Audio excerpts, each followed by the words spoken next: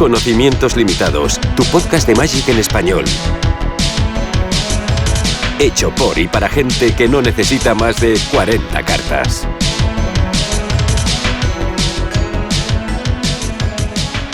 Muy buenas a todos, bienvenidos a Conocimientos Limitados en este nuestro cuarto capítulo, que es en realidad la segunda parte del episodio que empezamos la semana pasada, cómo mejorar tus drafts.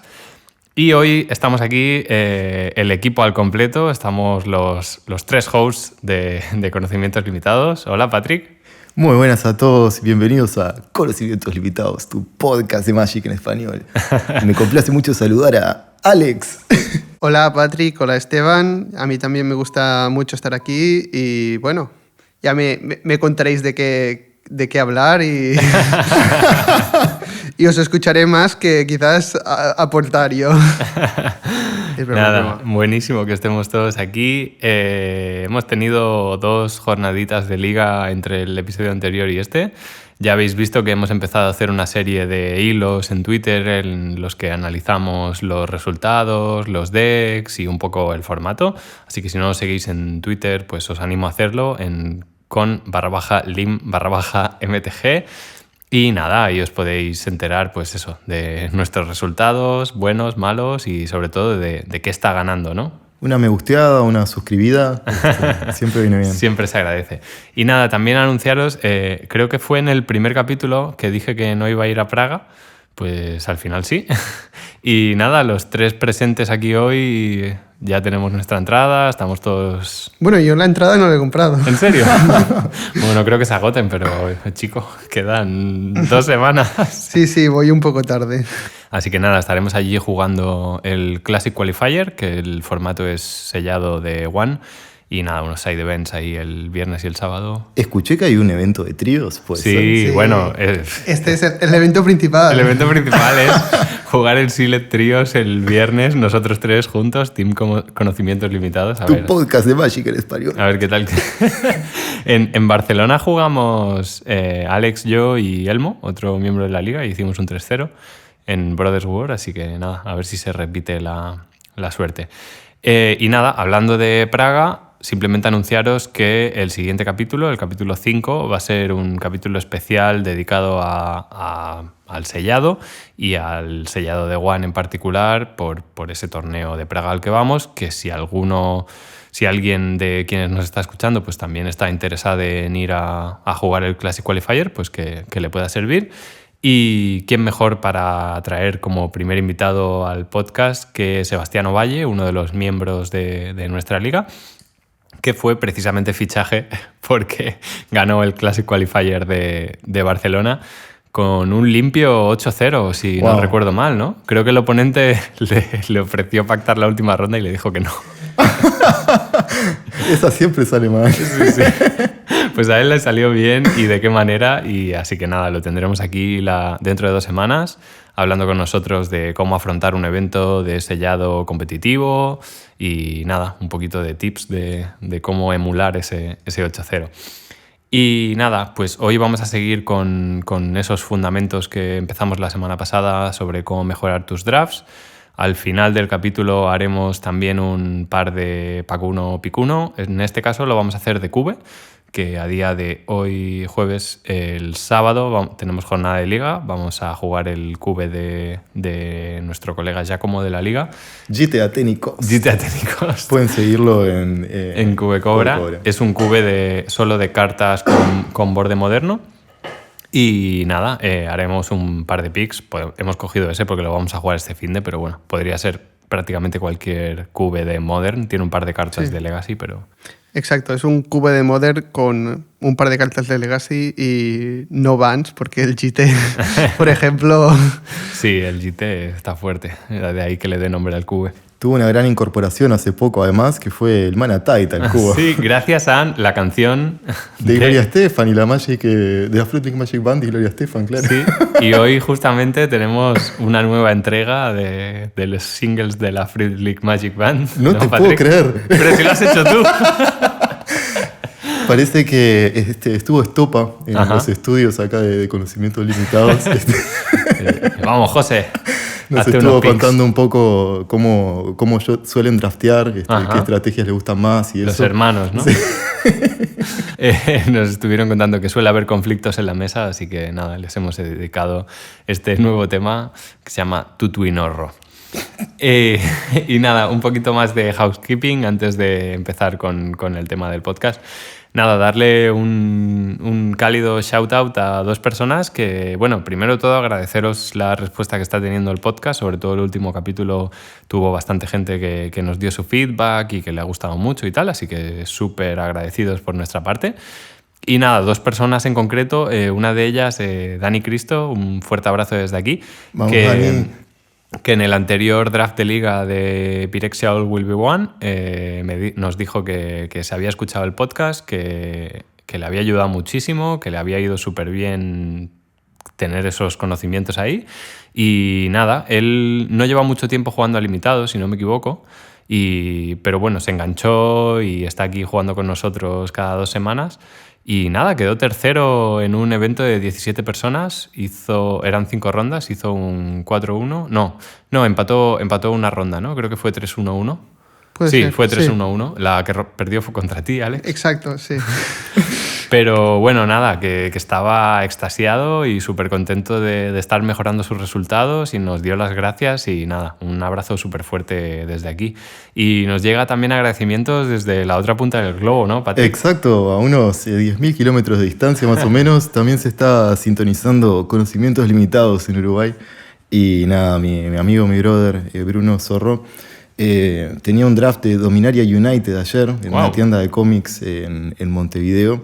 Y me contó que estuvo escuchando, que sintonizó el podcast y que le vino muy bien a la hora de elegir sus picks. Me dijo que lo venía escuchando en el autobús mientras iba al torneo. Y entonces llegó con los puntos que hablamos bien fresquitos y al final se armó un deck que funcionó y casi que hace un 3-0. Estuvo muy cerca. Muy bien, felicidades Bruno y nada, gracias por escucharnos. Así que nada, vamos a meternos en materia ya propiamente. Antes de empezar con los temas nuevos, vamos a hacer una pequeña revisión de un par de cosas que editando el capítulo anterior me di cuenta de que, como nos vamos un poco por las ramas, no nos dimos cuenta de que no terminamos de explicar 100%. La primera de ellas es, a la hora de hablar de las cartas como inversiones, la idea del 2x1 creo que no terminamos de explicarla, ¿no? Sí, y a lo mejor con ejemplos queda un poco más claro, ¿no? Vale. ¿En qué situaciones, qué tipo de cartas nos pueden llegar a dar esta ventaja al final? Porque estamos tratando de intercambiar con una carta nuestra 2 de nuestro oponente. Uh-huh. Por ejemplo, a la hora de utilizar un removal, que si esperamos al momento preciso, quizás el oponente utilizó algo para encantar una criatura, usó un pump spell o algo así, y si yo utilizo mi removal spell en ese momento, no solamente le estoy quitando a la criatura, sino que además le estoy quitando otra carta de la mano. Uh-huh. Y ahí, en ese tipo de situaciones, es cuando generamos los 2x1, que al final es un poco como ventaja de cartas también. Alex, ¿vos tenés algún otro ejemplo capaz de 2x1? Sí, además también en los propios combates, cuando te hacen doble block, por ejemplo, si nosotros utilizamos un trick y salvamos nuestra criatura y eliminamos las 2 de nuestro oponente, esto estamos cambiando nuestro trick por sus 2 criaturas, eso también un 2x1. O, por ejemplo, cualquier criatura que en sí misma tenga un efecto de Enter the Battlefield que haga de removal, bounce o... Manowar, por ejemplo, es un 2x1 o un Fin Hunter o algo así. Hay muchos tipos de cartas que ya lo traen como escrito y no solamente criaturas. Igual, por ejemplo, una carta como un Hymn to Thorax, por ejemplo. Está literalmente cambiando una carta tuya por 2 del oponente. Más claro imposible. Y bueno, y luego hay otras que, no sé, como por ejemplo un Cooligans Command, que es una de estas cartas modales que te permite elegir más de una opción. Un Snapcaster Mage, que es una criatura, pero te puede revivir un spell del cementerio, y entre muchas más. Y yo creo que con esto de 2x1 lo que más nos interesa ahora definir capaz es la ventaja de cartas, ¿no? Sí, que un poco la mencionamos el capítulo pasado. Sí, es un concepto que mencionamos en el capítulo pasado, pero no llegamos a definir. Entonces, Pato, si tienes la amabilidad de explicarnos. Bueno, sí, es un poco los deberes. Estuve leyendo un poquito una definición muy buena. Como que tú no sabes lo que es la ventaja de cartas, ¿verdad? La sé, pero quizás me gustó como leer una definición estructurada. Y al final... creo que ayuda a entenderlo para la gente más nueva al juego. Esta definición parte como de la premisa de que cada carta que un jugador roba le acerca más a poder ganar esa partida, sea cual sea el gameplay de ese jugador. Entonces... al final tienes más recursos y tienes más cartas. Exacto. Entre más cartas veas de tu deck, más cerca estás de tener todas las piezas que te van a permitir ganar esa partida. Esto es especialmente interesante para los decks de combo, de control, de midrange. Aunque, obviamente, para un deck de agro también robar cartas viene bien. Sí, funciona de todas formas. Luego te voy a hacer un comentario al respecto del agro y la ventaja de cartas, pero sigue. Bien.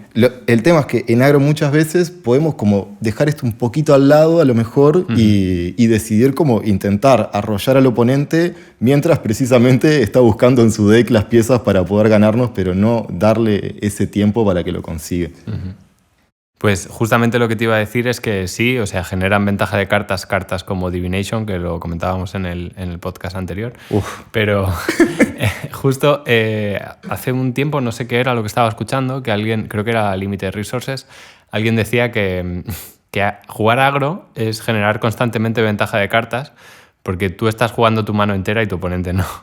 Sí. Entonces es como que esa sensación de matar a tu oponente cuando todavía le quedan 4 cartas en la mano, es en plan, yo tengo la ventaja de cartas porque yo he tenido la oportunidad de jugar todo lo que tengo y tú no.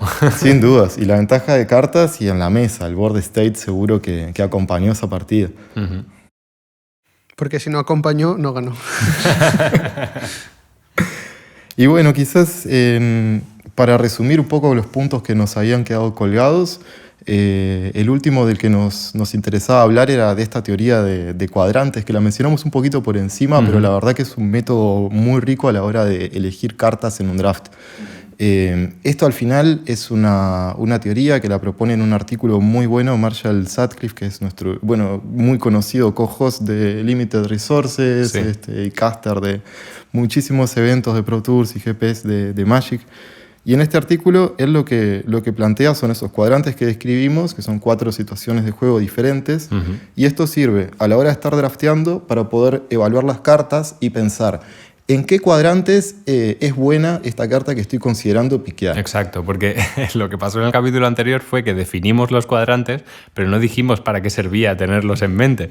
Entonces, esto es muy, muy evidente, pues si coges cartas como un Act of Treason, ¿no? Que le roba una criatura al oponente y te permite atacar con ella, que además de las aplicaciones que pueda tener, de sacrificarla después del combate y tal, a la hora de valorar una carta así, cuando estás piqueando, tienes que pensar...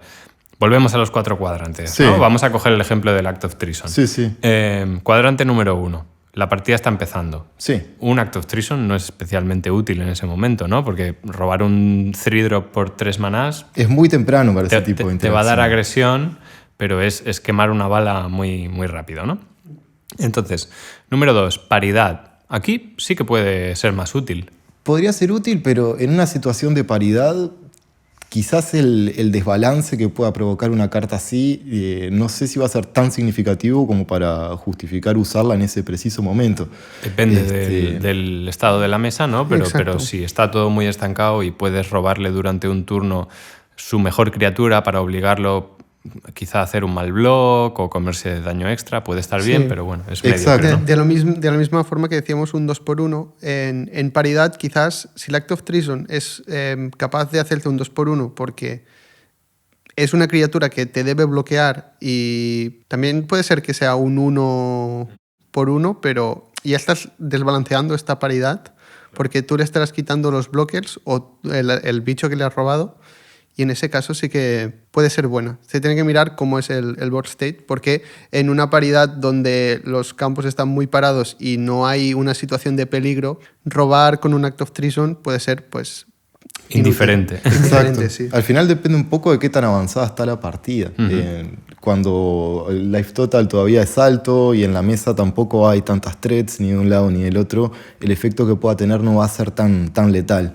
Sin embargo, en el cuadrante siguiente, que es el de... Cuando estás ganando, sí que es mucho más relevante, porque imagínate que a tu oponente le queda un único blocker, se lo quitas y justo tienes... O sea, no solo le has quitado un bicho de en medio, sino que además has añadido fuerza a tu lado del campo, entonces a lo mejor eso te puede ayudar a atacar por letal directamente y ganar. Y en cambio en el cuarto cuadrante, si vas perdiendo, un Act of Treason es inútil. Sí.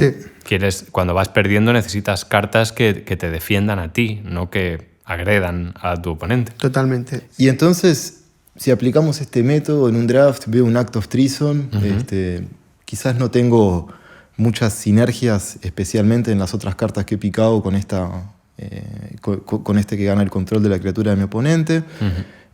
Teniendo en cuenta los cuadrantes, ¿qué les parece? ¿Es un buen pick? Es un mal pick. De hecho, yo creo que los Act of Treason son cartas que solo jugaría en decks que tengan una sinergia de Sacrifice, porque al final, si lo que quieres es quitar una criatura de en medio, normalmente un removal va a hacer mejor su función y va a servir en más de estos cuadrantes que estábamos viendo. Exactamente, ¿no? Y ahí es donde vemos brillar este método, al comparar un removal a un Act of Treason.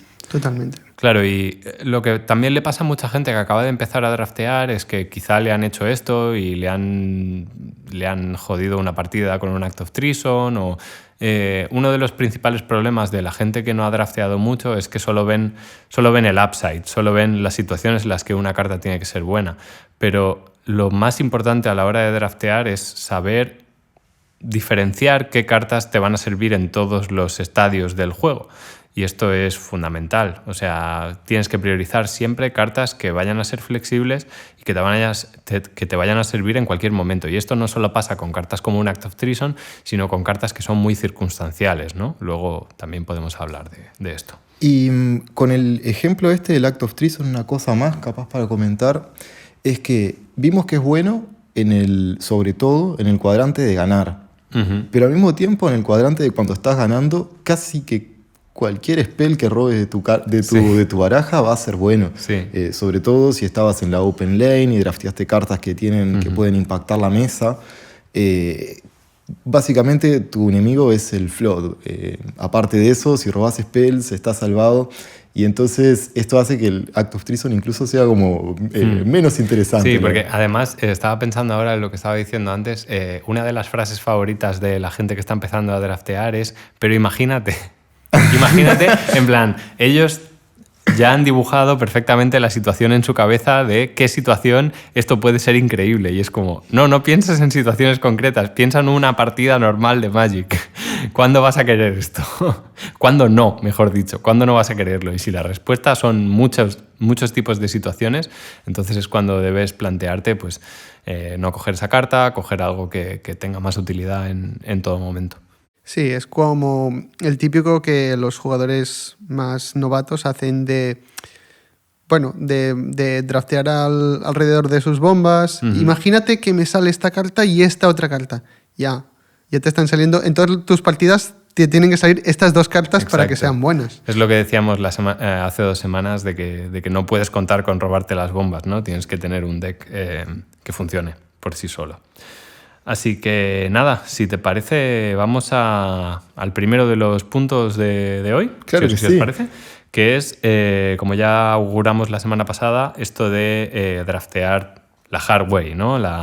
De buscar siempre la línea abierta, de no comprometerte excesivamente a tus primeros picks. ¿Qué pensáis de esto?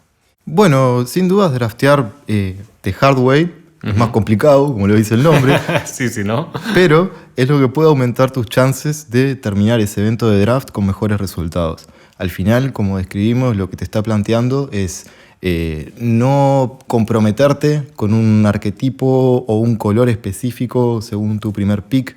Tratar de mantenerte abierto en los primeros picks del draft. Elegir, por ejemplo, la mejor carta del pack, aunque vaya cambiando de color en los primeros picks, para luego poder leer un poco las señales de la mesa, como comentamos en el capítulo anterior, y en base a eso elegir por qué línea vamos a construir nuestro deck más adelante.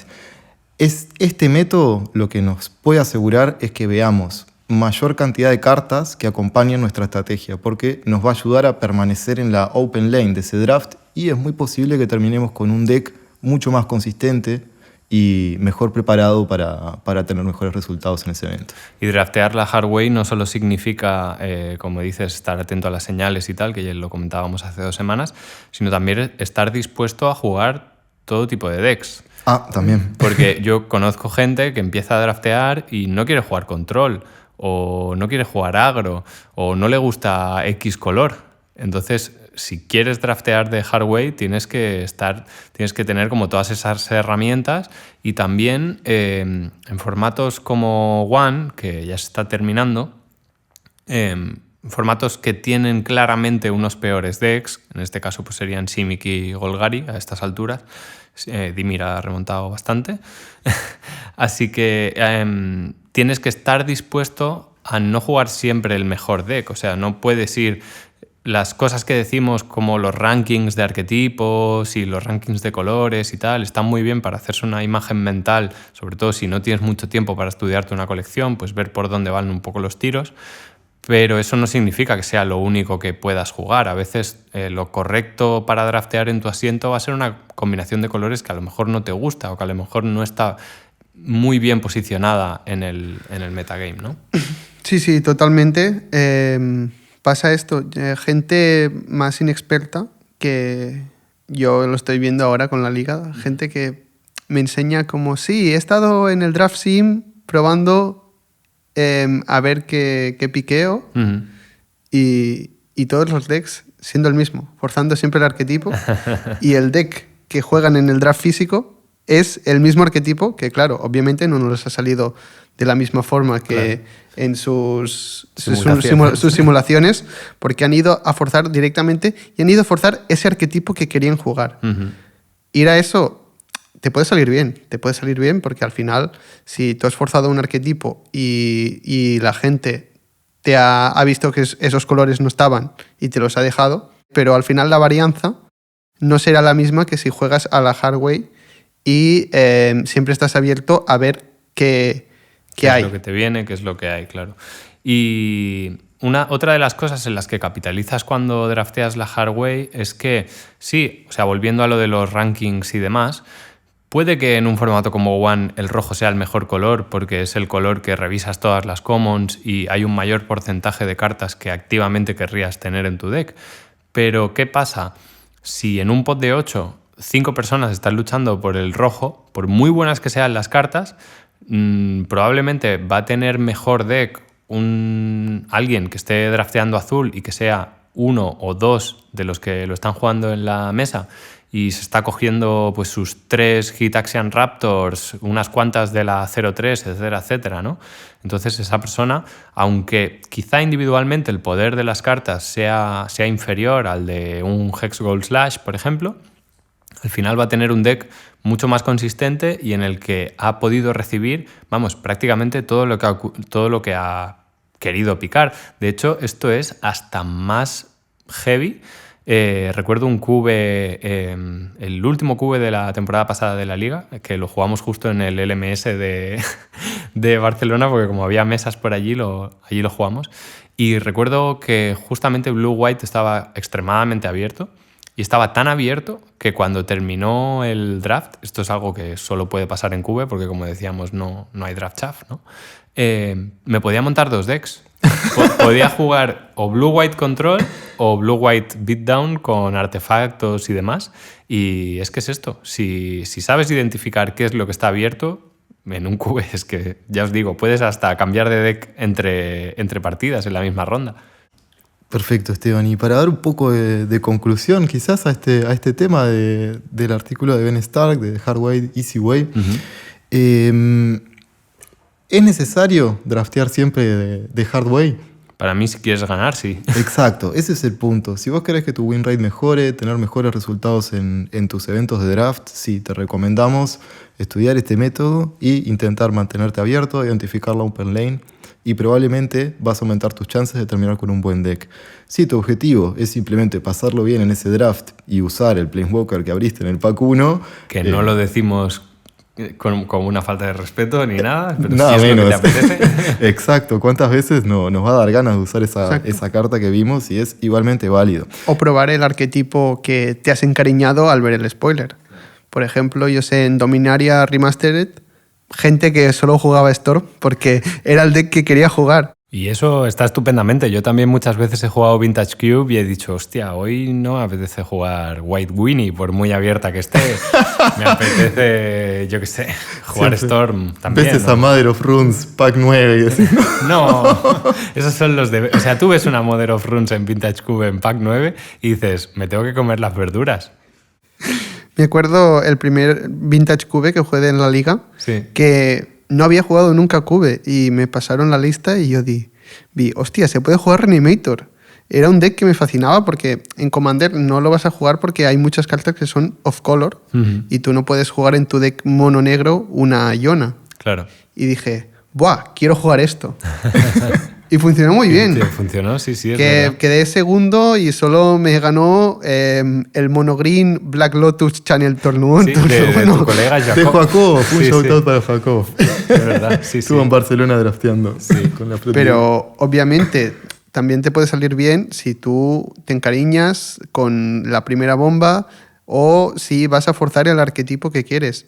Pero por temas de varianza, que es lo que estamos hablando, de probabilidad, siempre la hardware te dará una probabilidad más alta y tendrás más posibilidades de obtener mejores resultados. Claro, porque aquí no estamos diciendo que draftear la hardware sea un sinónimo de ganar, porque muchas veces, precisamente, seguro que os ha pasado, os quedáis abiertos demasiado rato, Sí. vas picando cosas de varios colores, llega el pack 2, ya vas tarde y nada, no es garantía de éxito, pero sí que es una manera de estar mejorando constantemente, ¿no? Es muy cierto, y guarda que también drafteando de hardware es muy fácil liarse, como dice Esteban, que a lo mejor estás piqueando demasiada variedad de cartas, siempre priorizando la mejor carta del pack y luego te das cuenta que no estás viendo clara cuál es la estrategia de tu deck. Entonces, algo a tener en cuenta es que aún aunque estés drafteando de hardware, ya para el pick número 5, pick número 6, más o menos una idea de qué está abierto, de por dónde vamos a ir, puede que tengamos. Después se pueden pegar giros o Para bueno. para mí un patrón que se repite mucho es intentar en el pack 1 draftear principalmente solo cartas de un color y hacer 1 o 2 picks de otros colores, y eso te deja abierto a que cuando abres el segundo sobre, si hay una gran bomba de otro color, puedas cogerla, y el tener opciones de 1 o 2 colores, pero haber comprometido el 80% de tus picks a un único color, te está dejando ahí pues libertad para manejar, ¿no? Así que nada, has dicho ahora, Pato, algo relacionado con que si te lías mucho no tienes un game plan claro. Sí. Y ese es justo el siguiente punto del capítulo de hoy, que es súper importante definir tu game plan para ganar. Hay preguntas para las que el ser humano no tiene respuestas, ¿no? Ajá. Somos más que materia, Alex. Vivió nuestra especie en otro planeta antes que el nuestro. Es cierto que Chuck Norris consiguió dividir entre 0. Esto se ha convertido en... Estas respuestas no las tenemos hoy en conocimientos limitados, ni vos las vas a tener en ese evento de draft. Sin embargo, hay una pregunta para la que sí o sí tenés que tener una respuesta en ese evento de draft. Y la pregunta es, ¿cómo le vas a ganar a tus oponentes? No puedes presentarte allí simplemente con una pila de 40 cartas, ¿no? ¿Cuál es tu estrategia? ¿Cómo vas a hacer para derrotar a tu oponente? ¿Le vas a sacar las 20 vidas rápidamente, lentamente, todas de golpe? ¿Vas a dejarlo sin biblioteca? Hay muchas formas de ganar en Magic, pero hay que tener claro cuál es nuestra línea principal de juego para desarrollar nuestro game plan de la manera más eficiente. Uh-huh. Y yo diría que sin entrar a cosas un poco más extrañas como los contadores de veneno, milear o demás, yo diría que generalmente solo hay 2 maneras de ganar una partida de Magic, ¿no? Una es a través de la agresión, que es pues aprovechar al máximo los recursos que tienes en el early game, lo que decíamos antes de la ventaja de cartas del agro, ¿no? Si matas a tu oponente con 4 cartas en mano, la ventaja de cartas ha sido tuya absolutamente. O la otra es generar, pues eso, ¿no? Ralentizar la partida, hacer que sus plays pierdan tempo, hacer que sus plays pierdan valor y mientras tanto generar ventaja de cartas tú para luego tener una abundancia de recursos por encima de los de tu oponente y poder manejar la situación como a ti te convenga, ¿no? Pues matar con un flyer o con un planeswalker o con lo que sea. Esa es la que me gusta justo. No, Pato, justo acabamos de decir que tienes que poder jugar todo. Intento, pero bueno. Bueno, estos serían generalmente en cualquier draft. En Cubes también tienes la opción del combo, ¿no? Exacto, sí. Buscar la ventaja de cartas y tus piezas. O selección, ¿no? La selección. En combo muchas veces es más selección que ventaja, pero sí. Totalmente. Como el que nos comentó la gente de Estopa, que les gustaba también. Sí. Ahí se ha horneado durante esta semana un poquito de selección de cartas y un poquito de win conditions alternativas. Y nada, ¿por qué decimos que es tan importante saber cómo vas a ganar o visualizar cómo vas a ganar? Pues porque a la hora de hacer tus picks durante el draft, estás eligiendo qué cartas van a ir en tu deck, tienes que elegir siempre cartas que remen en la misma dirección, ¿no? Entonces, por ejemplo, un Combat Trick. ¿Dónde es bueno un Combat Trick? Un Combat Trick es bueno en un deck de agro, en un deck en el que tú vas a ser el agresor y vas a estar intentando sobrepasar a los bloqueadores de tu oponente. Iba a decir, no sé si os habrá pasado, pero seguro que os ha pasado. Jugar Combat Tricks en la defensa suele ser bastante malo. Es horrible. Porque el que tiene la ventaja con un Combat Trick es el que, si tú eres el agresor, eres el que ha jugado el one drop, el que ha jugado el two drop, etc. Entonces tu oponente está reaccionando a esto. Pongamos que tú has jugado un one drop, tu oponente pues ha fallado, no ha tenido play en turno 1 y en turno 2 ha jugado un two drop como respuesta a tu otro two drop, ¿no? Entonces eres tú el que empieza el combate en tu turno, vas a combate, él ya está tapeado y eres tú el que le ofrece esa situación de decirle, ¿qué haces? Que además aprovecho este momento para deciros una cosa que también es un consejo que me parece súper importante y es no le tengáis miedo a los combat tricks. O sea, no le tengáis miedo a sacárselo de la mano. En una situación en la que te ofrecen esto, siempre tienes que evaluar cómo de importante es tu carta comparado con un combat trick, ¿no? Igual si es una super bomba o una carta súper relevante para tu game plan, no te quieres arriesgar a bloquear y que te la maten. Pero si simplemente es un 2-drop y tú estás intercambiando tu 2-drop por el combat trick del enemigo, es un intercambio perfectamente válido. Volviendo a la teoría de las inversiones, es un 1 por 1. No hay... Lo que pasa es que los combat tricks tienen este efecto en la psicología de la gente, que es como, ¡buah! Me han humillado, ¿no? Qué mal. Sí, entiendo. Puede ser letal y destructivo a veces. Pero no es peor que te jueguen un removal. O sea, solo es peor en el sentido de que podrías haber elegido no hacerlo, pero la idea es que tú lo tengas siempre en mente y a la hora de hacer un bloqueo en turno 3, cuando tu oponente tiene 3 manas abiertos y te está atacando, pues tienes que decir, ¿me vale la pena? Si lo tiene, ya se lo he sacado de la mano, ¿no? Y además también tenemos que contemplar que cuando estamos jugando contra un deck agro y vemos la situación y decidimos que nos renta intercambiar nuestro 2-drop por su posible combat trick o por su criatura si tradean, en el caso de que tenga el combat trick va a perder el turno entero en jugar el combat trick normalmente, lo cual significa que no está añadiendo más presencia a la mesa y que ha invertido su turno entero en quitarte el bicho de en medio, ¿no? Y otra cosa que igual es importante a la hora de hacer estas decisiones también es evaluar cuando huele a peligro, como la canción, ¿no? Cuando curiosamente te atacan con eso 1-3 que no puede matar tu criatura que defiende 2. Y ahí es cuando vos te lo cuestionás. Exactamente como dijo Esteban, ¿vale la pena ese intercambio por mi combat trick? A veces sí, muchas veces sí. Sí. ¿Prefieres eso a que tengan presencia en mesa o se lo quitas ya encima y luego ya puedes estar más tranquilo o lo que sea? Y entonces... ¿qué otras maneras o qué tipos de cartas buscamos en otras estrategias para ganar la partida, Alex?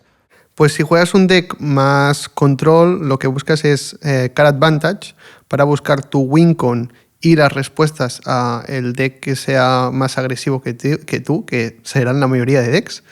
Y si estás jugando un deck más tipo combo, pues estás buscando card selection, también para buscar tu win con y las piezas clave que ganes con tu deck. O incluso la interacción, ¿no? A veces cuando juegas combos y el oponente te presenta una amenaza, pues con esa card selection vas a poder encontrar el Lightning Bolt para estabilizar o demás, ¿no?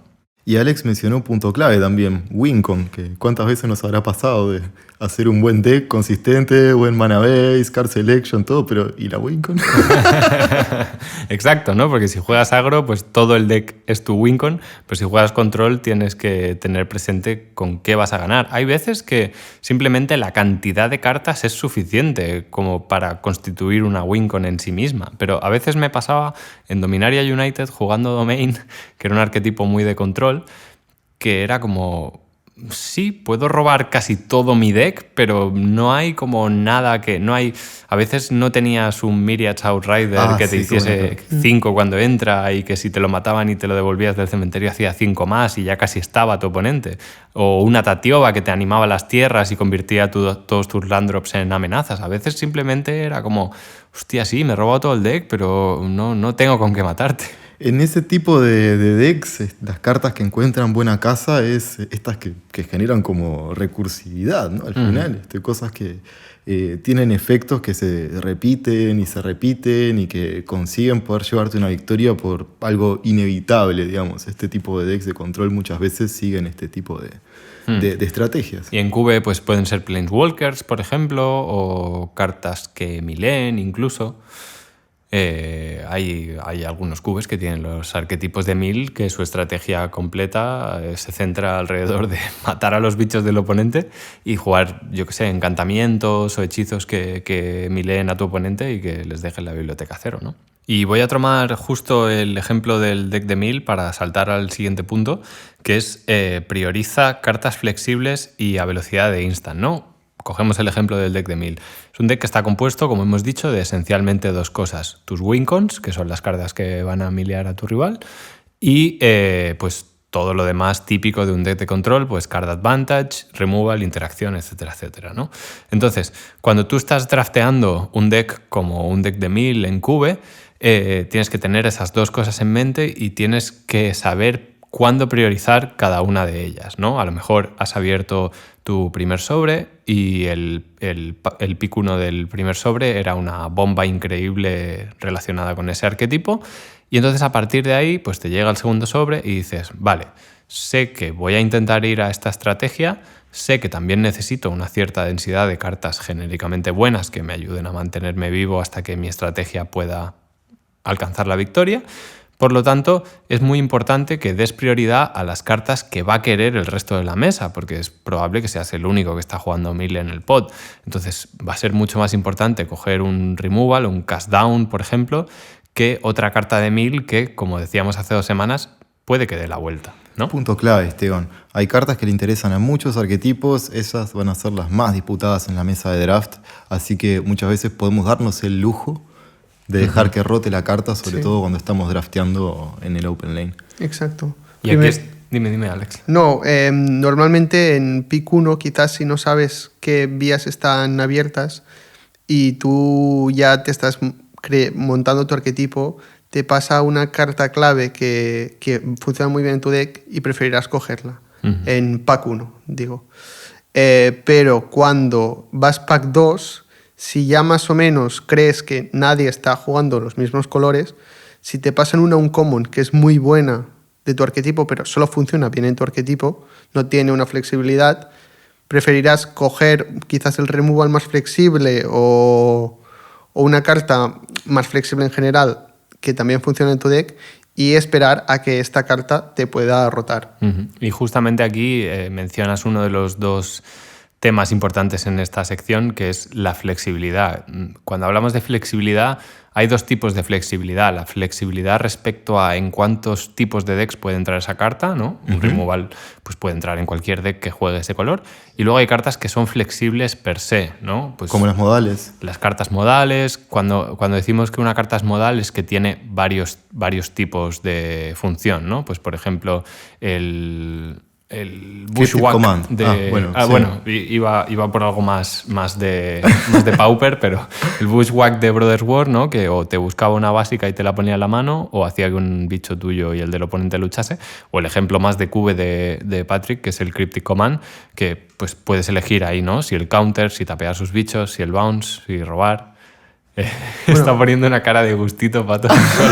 Qué carta más dulce, sí. Solo comentar que Bushwhack es un common, por lo que De Pauper un poco tiene. Errata, sí, bueno.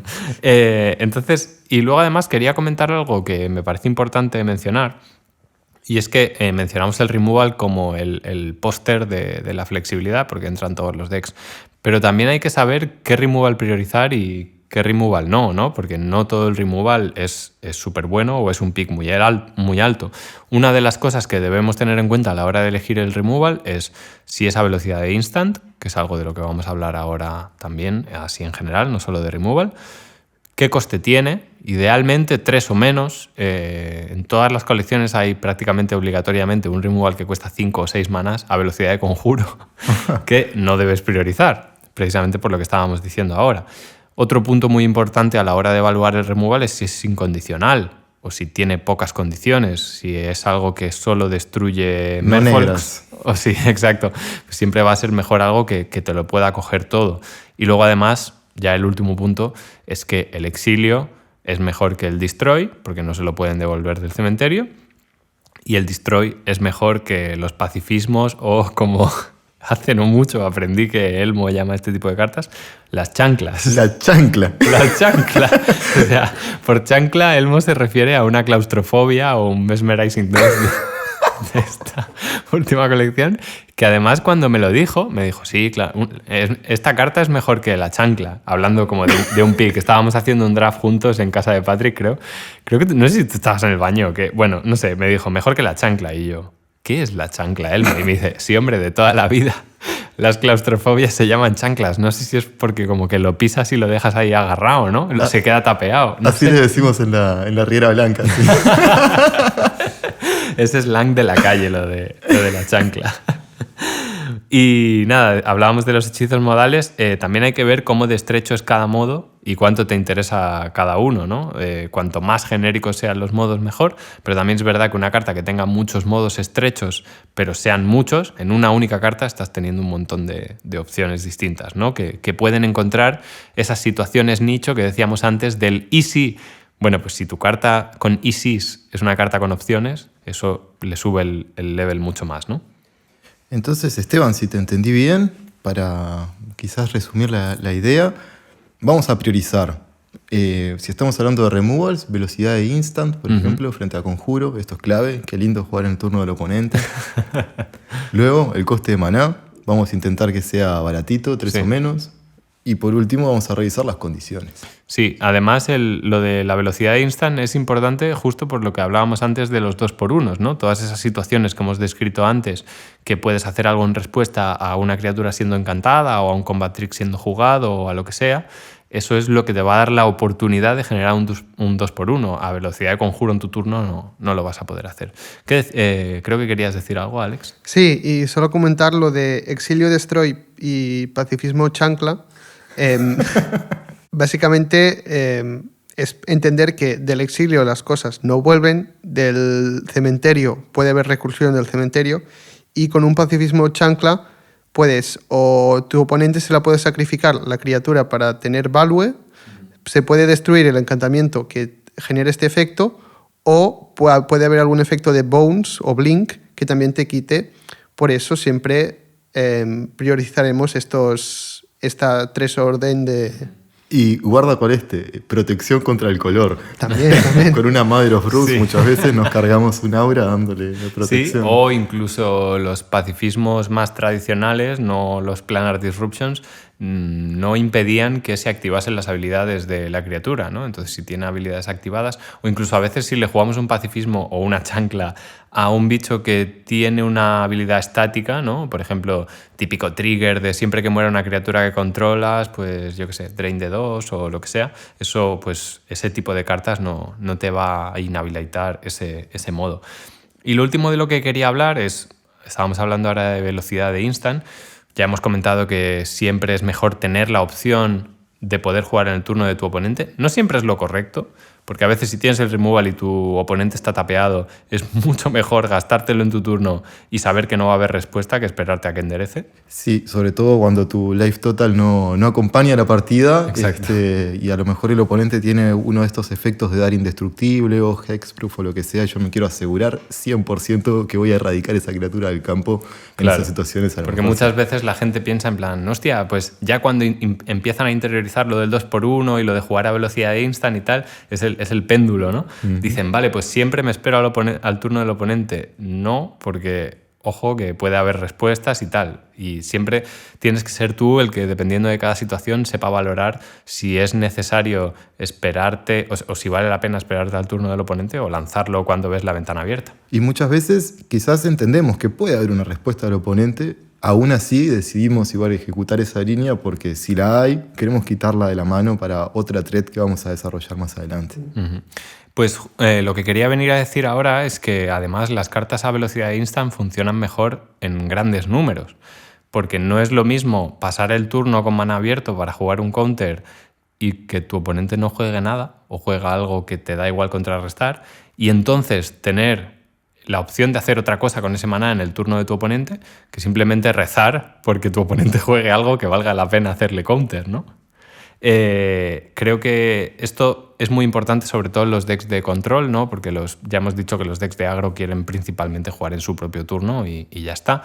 Pero bueno, os pongo esta situación, tú pasas el turno con mana abierto para un mana leak, haciendo referencia a la canción de Gloria Estefan, de hace 2 semanas. Exacto.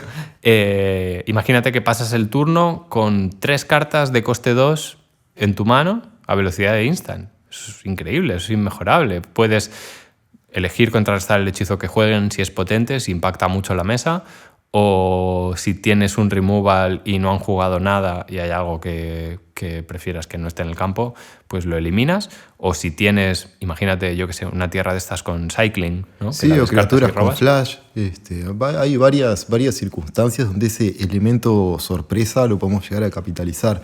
Quizás el oponente ve que nuestra defensa en el campo de batalla no es tanta, decide como intentar tomar el beatdown y atacarnos. Y nosotros podemos jugar una criatura con flash o bien para bloquear o bien al final de su turno para intentar generar un contragolpe con el que luego le vamos a reganar ese beatdown que nos estuvo intentando quitar. Claro, porque él puede haber jugado su turno pensando que estaba en una situación y tú cambiarle las tornas justo en su end step y que, claro, no ha jugado acordemente a eso, ¿no? No es lo mismo que tú juegues algo a velocidad de conjuro en tu turno, cartas sobre la mesa, él ya sabe qué es lo que se viene, que esto pasa mucho en One con Charge of the Mites, ¿no?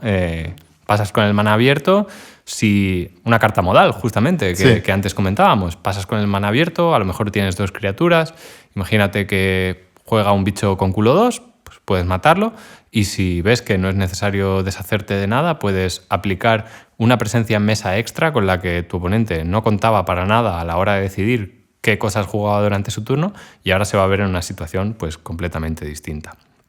Así que nada, comentaba ahora lo de las tierras que se ciclan. Esto nos puede llevar a nuestro próximo y último punto del día, que son las bases de maná, ¿no? Sí, y con esto nos acercamos un poco a deck building, de lo que ya venimos hablando, y todavía tenemos más puntos para seguir comentando, pero este quizás es el elemental. Estamos hablando de limitado. Sabemos que quizás el estándar y lo que siempre escuchamos es que con 17 tierras y 23 spells podemos armar nuestro deck de 40 cartas. Esto es muy válido, es una pauta general. Luego hay estrategias que se pueden permitir, por ejemplo, llevar una tierra menos. Si yo estoy jugando un deck que tiene curva muy baja, donde llevo sobre todo drops de 1, drops de 2, algún drop de 3 y, no sé, 2 o 3 drops de 4 que son mi top end, a lo mejor me puedo dar el lujo de llevar 16 tierras y 24 spells. Se puede dar el caso contrario, en el que tengo un deck que quizás es más reactivo, por ejemplo, que quiere ganar en el late game, y donde la única cosa que va muy en contra de su game plan es precisamente no robar las tierras, y entonces a lo mejor quiere agregar una tierra número 18, y esto puede ser válido, sobre todo si no tenés suficientes playables, que a veces se da, o si estás en formatos donde, o en arquetipos donde el impacto de la tierra en la mesa es relevante, con habilidades como Landfall o otro tipo de triggers que se disparan cuando entra una tierra. Luego también hay otros tipos de decks que pueden cortar tierras, que son los decks monocolor, ¿no? Porque el estándar de las 17 tierras tiene que ver con algo que vamos a ver ahora, que es el mínimo de fuentes que necesitas de cada color para jugarlo óptimamente, pero tú no juegas 17 tierras en un deck solo porque necesites 17 fuentes de maná. Juegas 17 tierras porque necesitas como mínimo 8 y 9 fuentes de los 2 colores que estés jugando. Si estás jugando un deck monocolor, es muy probable que con 15 tierras sea suficiente, porque al final sabes que todas las tierras que vas a robar te van a dar el mismo color y que todas te van a servir por igual. Estás pagando con las 17 la varianza de, hostia, pues me he robado 3 llanuras y solo un pantano y tengo un doble negro o lo que sea, ¿no? Exactamente, y incluso hablando de decks monocolor en cubo, algo que se da es que se puede dar el lujo un deck monocolor de elegir varias tierras colorless. Hay varias tierras buenas en cubo por lo general, como Mutavault, como Ancient Tomb, tierras que son colorless, digamos, y brillan en decks monocolor. Y además de las fuentes y tal, esto también es muy importante, no solo en decks de 1 o 2 colores, sino si vamos a jugar más de 2 colores. Esto afecta al picking, que es de donde venimos, y esto hay que tenerlo en mente siempre cuando estemos eligiendo qué cartas vamos a seleccionar para nuestro deck. Si tú estabas drafteando 2 colores, de repente te has abierto una carta muy potente de otro color y la vas a querer jugar, tienes que tener presente qué vas a necesitar para conseguir castear esa carta con cierta confianza y relativa asiduidad, ¿no? Entonces vamos a hacer un poquito de mates por aquí. ¿Cuántas fuentes se necesitan para splashear una carta?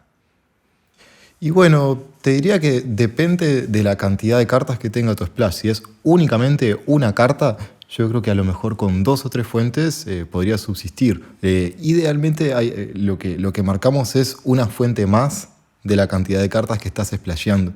Pero incluso antes de ponerte a sumar esa landa adicional, la recomendación es preguntarte, ¿vale la pena esa carta que estás agregando a ese deck? ¿Cambia realmente la estrategia, las oportunidades de ganarle a tu oponente en tu baraja? Porque muchas veces es una carta que sí, está buena, pero si la reemplazamos con otro filler en curva, igualmente terminamos con un deck mucho más consistente si le quitamos ese splash. Claro, y además esto lo que hace es que tú solo estás pensando en el upside y en realidad meter esas, yo qué sé, imagínate, hemos dicho 3 fuentes de un color para splashear una carta que solo tiene una pepita, un símbolo de maná de X color, ¿no?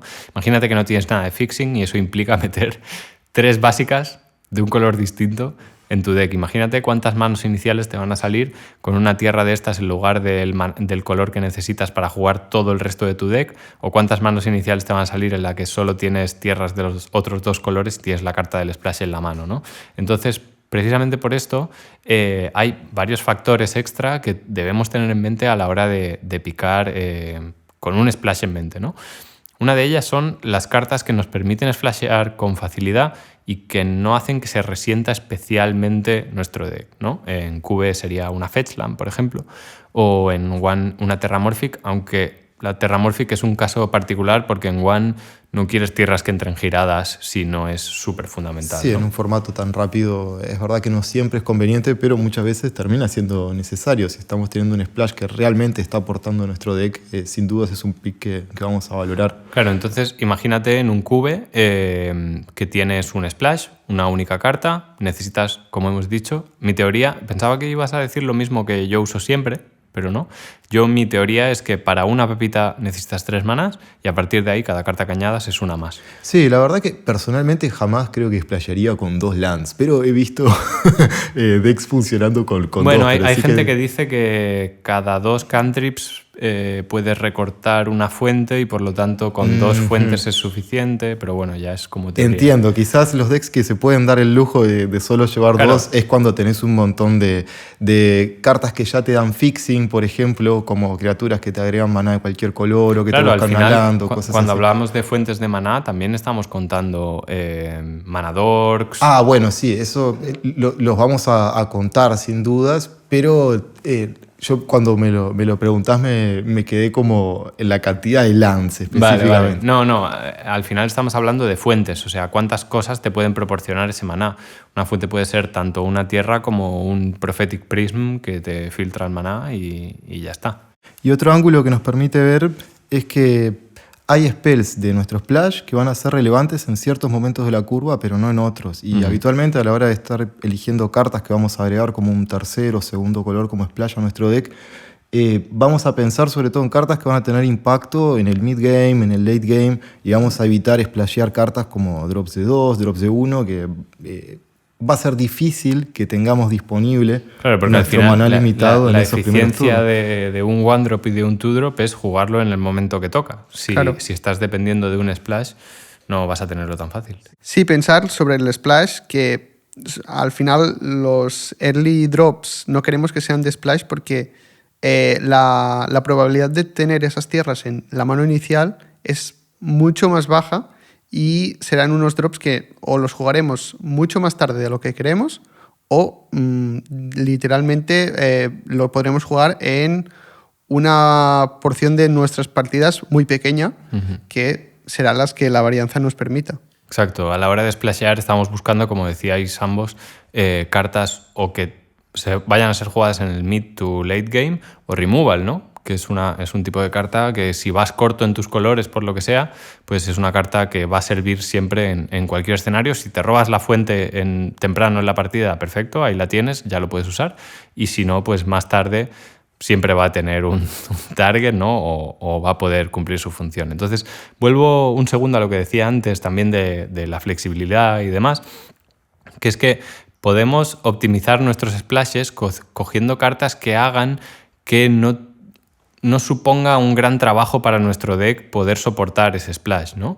Si estamos jugando cube, por ejemplo, cogemos una dual y 2 fetches, ya tenemos suficiente para splashear una carta y no estamos sacrificando nada, porque la dual va a dar mana de otro color igualmente y las fetches nos pueden buscar otra tierra incluso. Y recordamos que en los primeros picks estamos drafteando de hard way, nos estamos intentando mantener abiertos. ¿Qué mejor forma de hacerlo que asegurarnos tener una mana base excelente que nos dé flexibilidad para después elegir si vamos a ir con un par de color, si vamos a ir con 3 y bueno, poder dejar que según lo que esté dando la vuelta en esa mesa de draft, nosotros construyamos una mana base u otra, pero siempre teniendo presente que es importantísimo poder castear mis spells.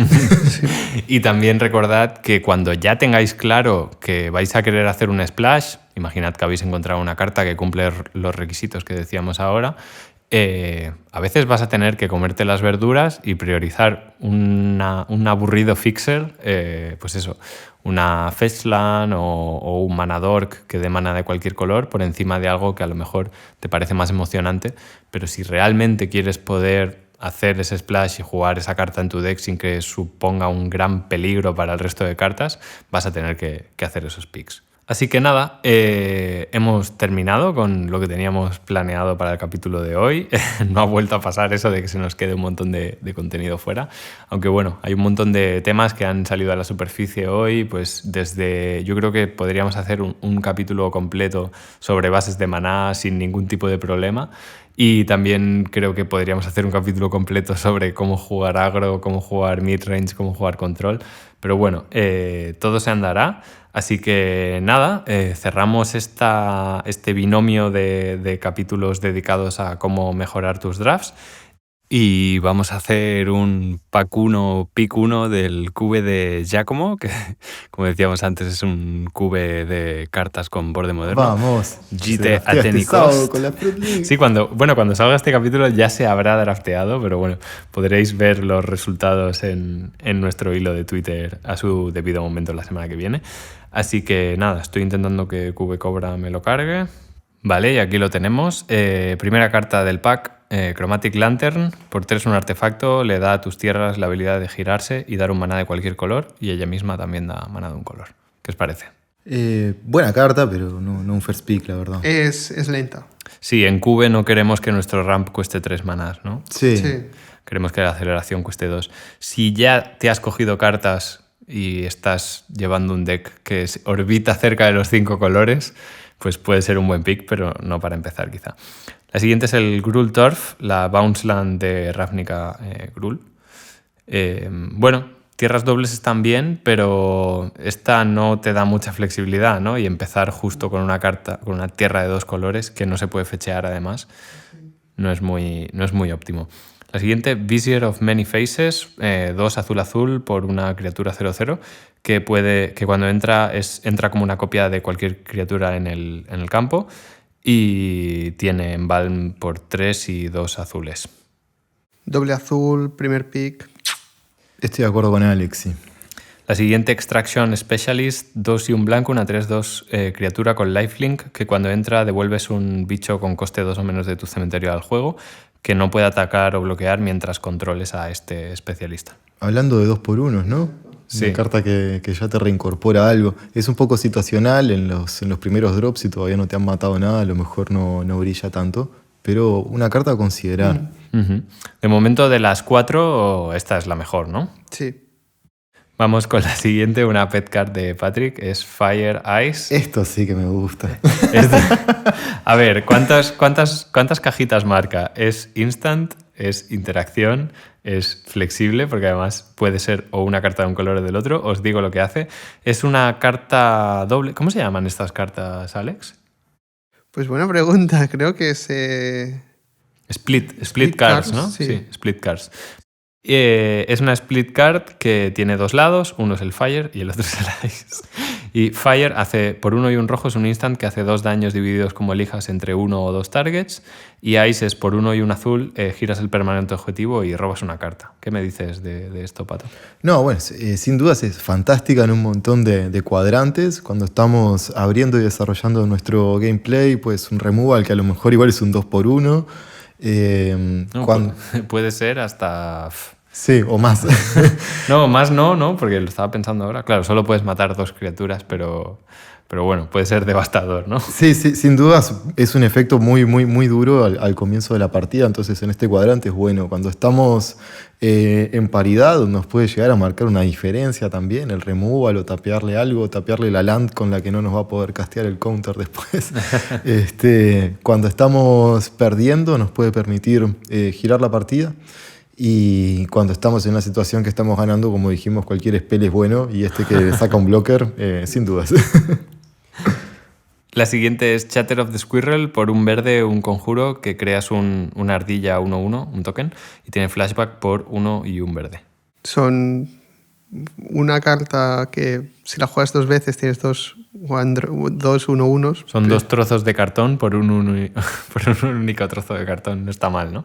No está mal, pero no sé claro, si es un first pick. Fire and Ice ha subido las expectativas. Claro, Sí. Fire and Ice por 2 manás te está matando los 3 manás que te has gastado en poner 2 ardillas. Totalmente. Así que seguimos con la siguiente. Ojo aquí, Fabled Passage, una tierra, se sacrifica, te busca una tierra de cualquier tipo, que sea básica, la pone en juego girada, si controlas 4 o más tierras entra de pie. Una carta flexible que va a encontrar varias casas, un pick a considerar también, ¿no, Alex? Sí, totalmente. Es una fetch mala, por decirlo de alguna forma, pero mejor que una Volving. Yo debo decir que en Cube las Fabled Passage o las Prismatic Vista son de mis primeros picks favoritos porque, o sea, las Fetchland es muy fácil que entren en tu deck, pero no siempre vas a poder, porque si es justo de 2 colores que no juegas y no tienes una dual que tenga uno de esos colores, no la juegas. Pero es que la Fabled Passage y la Prismatic Vista las juegas siempre. Y me parece un first pick muy bueno. Así que yo, para mí, tomaría la Fabled de momento por encima del Fire and Ice o del especialista. Vamos, Esteban. La siguiente es todo lo contrario. Es una carta muy estrecha que entra solo en un arquetipo, que es Sacrifice. Es la Priest of Forgotten Gods. 1 y un negro, una 1/2 criatura que, bueno, hace un montón de cosas sacrificando bichos. Sí, si te las sacrificas 2 criaturas, cualquier cantidad de players, que será solo tu oponente, perderán 2 vidas, sacrificarán una criatura y tú añadirás 2 negros y robarás una carta. ¿Te puedes creer que alguna vez me he hecho target a mí mismo?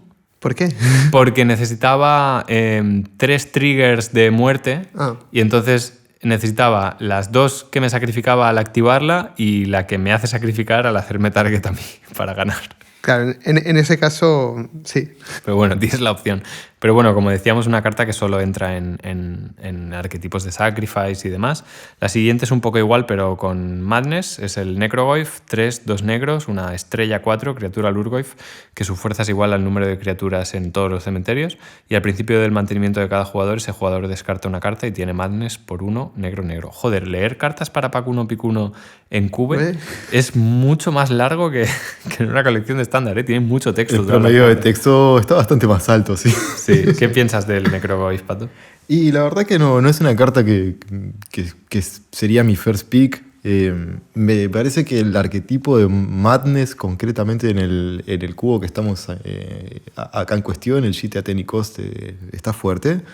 Y sería una carta a considerar a la vuelta. Por ejemplo, si la estamos viendo que nadie más la piqueó, puede darnos la pauta de que a lo mejor Madness está abierto. Pero no es flexible, que es lo que decíamos antes. Y le pasa un poco lo mismo a la siguiente, Legions to Ashes. Es un conjuro, 1 blanco-negro por un conjuro. Exilia el permanente que no sea tierra que controla un oponente y todos los tokens que compartan nombre con ese permanente. Es un removal, pero es multicolor. ¿Y qué velocidad tiene, además? Conjuro. Sí, conjuro, sí. Así que nada, por todo lo dicho y más, dejaremos esta carta para alguien que ya esté jugando esos colores. La siguiente, Sulphur Springs, la Painland Rakdos. También una carta que no es como una Fetchland, no es como una Fabled Passage. Vas a necesitar estar en esos colores para quererla activamente. La siguiente, mira, Carrion Feeder, otra carta del deck de Sacrifice. Sí. Igual si te gusta mucho, ya sabes que hay 2 cartas en el deck, Exacto. en el pack, perdona. Pero hemos dicho que preferimos priorizar la flexibilidad, ¿no? Sin dudas, pero es una anotación y puede ser válido, porque a lo mejor si piqueamos el Priest como primer pick, es muy posible que se Carrion Feeder de la vuelta y bueno, si se nos da bien ese pronóstico, digamos, a lo mejor tenemos una buena base para nuestro deck de Sacrifice. Vamos con las 3 últimas. Victimize, una carta de Reanimator. Por 2 y un negro, un conjuro. Eliges 2 criaturas en tu cementerio, sacrificas una criatura y devuelves esas 2 criaturas del cementerio al juego giradas. Un efecto potentísimo que te puede devolver absolutas barbaridades en este cube. Sí. Y siendo Reanimator un arquetipo que también está fuerte en el GT Athenic Cost, esta carta es considerable, sí. La siguiente es el Hammer of Nathan, por 4, un artefacto legendario equipo que cuando entra lo puedes equipar a la criatura objetivo que controlas y le da +2/+0, indestructible, y tiene equipar por 4. La conozco esta. Y además, siempre que entre otro equipo también se anexa. Increíble. Y además me han dicho que en el cube, en el GT Athenic Cost, el arquetipo de equipos está bastante bien. Muy bien. Esta la jugaste hace poco, ¿no? Creo. Sí, Pato os puede contar qué pasó, pero con un Hammer of Nathan, por 5 manás, tiré 2 Hammers. Uno era una copia del Hammer. Pero del Colossus Hammer. El Colossus El Hammer, 10-10, sí. exacto. Por lo que mi criatura era una 3-1, pasó a ser una 23-1 y tenía una habilidad activada muy curiosa, que es que hacía que por 3 manás hacía daño igual a su fuerza a cualquier objetivo. ¿Pero le duplicaste la fuerza de alguna manera? ¿O? No, jugué 2 Hammers, se anexaron. ¿Dos Hammers? ¿Cómo jugaste 2 Hammers? Uno y el equipo que es una copia de otro equipo en juego. Wow, increíble. Bueno, una carta con mucho potencial, como vemos, sí. Pero yo diría que es solo para el arquetipo de... Totalmente. Boros, es una carta muy clave para el arquetipo porque si juegas Hammer, solo prácticamente hay esta que te puede anexar y creo que otra en el cubo. Y si no, el Hammer será una carta bastante inútil porque por 8 no equiparás nunca ese martillo. Pero claro, es tan específica solo del arquetipo. Sí, claro, si hace la vuelta y has visto que alguna carta del arquetipo están por allí, es una opción a tener en cuenta. Pero como pick 1, no. Y la última es otra carta negra, Voldaren Paraya, 3 y 2 negros, una criatura 3-3 que vuela, que si sacrificas otras 3 criaturas se da la vuelta, se transforma. Y por el otro lado es una 6-5 que cuando se transforma tu oponente sacrifica 3 criaturas. Wow. Tiene Madness por negro, negro, negro. Es complicado de hacer que este spell funcione. Sí, yo lo he hecho alguna vez y también tienes mucho miedo a que haya respuesta a transformarla, porque si te sacrificas los 3 bichos y no llega a darse la vuelta, es terrible. Así que nada, recapitulando, tenemos, yo diría, 1, 2, 3, 4 opciones principales. Sí, de acuerdo. El Extraction Specialist, el Fire and Ice, el Fablet Passage y el Victimize. Expongan sus casos, por favor. Alex. A ver, yo me quedaría con el Fablet porque es la más versátil. Uh-huh. Y el Fire and Ice también tiene mucha flexibilidad porque te puede entrar en un deck azul, en un deck rojo, y los efectos que hace son súper modales y que te entran en muchas situaciones. Sí, pero además es una carta que donde más brilla es si juegas los 2 colores. Claro, sí, porque sí. Entonces deja de ser una carta modal. Pero me refiero, en el caso de que ha sido tu primer pick y después has visto que el rojo-azul no era viable, sino solo jugar uno de estos colores, puede entrar igualmente en el deck. Como mínimo tienes una carta que va a hacer algo, ¿no? Sí. Entonces, Fablet. Yo me quedaría con el Fablet. ¿Tú, Patrick? Yo creo que por un tema de power level, sobre todo, me elegiría en este caso el Fire and Ice. Me parece una carta muy poderosa. Estás intentando justificarlo como puedas. No hay manera de atarlo, pero sí. No, me parece una carta muy poderosa y el Fablet Passage, sin dudas, es una manera de mantenernos abiertos.